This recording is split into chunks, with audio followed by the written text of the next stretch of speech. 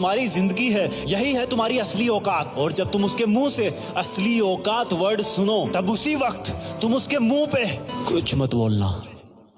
गुस्सा आए तो कंट्रोल करना, रोना आए तो उसके सामने मत रोना। बस उसको एक प्यारी सी स्माइल देना और फिर अपने बचे हुए काम को पहले खत्म करना।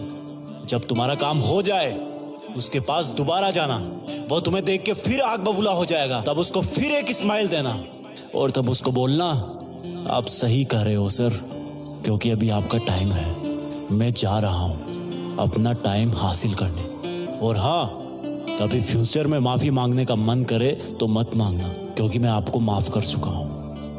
बोल के वहां से चल देना, कुछ देर के लिए अकेले हो जाना, रोने की तीव्र इच्छा हो तो अकेले में रो लेना। फिर एक डायरी निकालना, उसमें आज से 5 साल बाद की एक तारीख लिखना, फिर उसको कहीं सुरक्षित अलमारी में रख देना, क्योंकि वो तुम्हारी डेडलाइन है।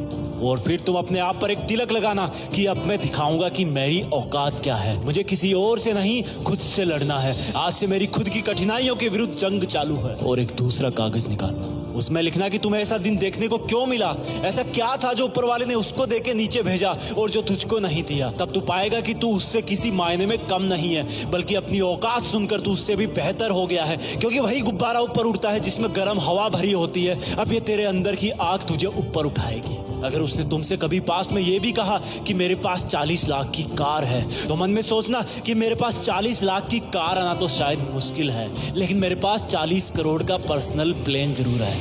अगर उसने तुमसे कभी पास्ट में ये भी कहा कि शक्ल देखी है अपनी, तो मन ही मन मुस्कुरा के बोलना कि अब मेरा चेहरा मेरा ब्रांड बनने वाला है। अगर वो बोले कि तुम लाइफ में कुछ नहीं कर सकते, तो मन ही मन दिलासा देना कि मैं कुछ करूं या ना करूं, तुम कभी आके मेरे से माफी जरूर मांगोगे। उसको कुछ बोलना नहीं, कुछ करना नहीं, खुद को ही बोलना है, खुद को ही करना है, क्योंकि अगर तुमने उसको उसी वक्त बोलकर जवाब दे दिया तो तुम्हारे अंदर की आग लीक हो जाएगी और तुम गिरना शुरू कर दोगे। इसलिए अपनी ज्वालामुखी को ऑन रखना कि अब दुनिया मेरी मेहनत देखेगी, क्योंकि अब मैं नहीं रुकूंगा। दुनिया मुझे पसंद करे या ना करे, वो मेरा नाम जरूर सुनेगी, क्योंकि मैं खुद अपने काम को पसंद करता हूं। अब दुनिया मेरी औकात देखेगी। मेरी जंग किसी इंसान से नहीं, मेरी जंग खुद से है, खुद के आलस से है, खुद के दिमाग से है, खुद के शरीर से है। जब मैं खुद से जीतूंगा तो बाहरी दुनिया अपने आप हार जाएगी। जब मैं जंग में कूदूंगा तो मेरी कठिनाइयां मैदान छोड़ के भाग जाएगी।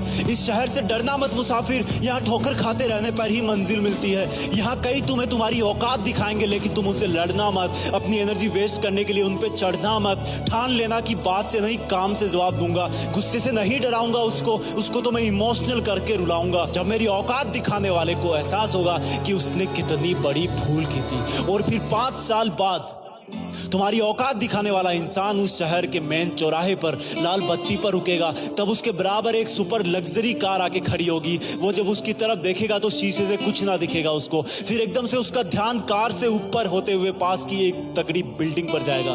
उस पर वो एक बहुत बड़ा 40 बाई 30 का पोस्टर देखेगा। उसे कुछ हल्का हल्का याद आएगा। तब उसकी मेमोरी में औकात वाला दिन फ्लैश मारेगा। तब वो अपना शीशा नीचे करेगा, ये कंफर्म करने के लिए कि ये पोस्टर उसका नहीं हो सकता, लेकिन तसल्ली नहीं मिलेगी।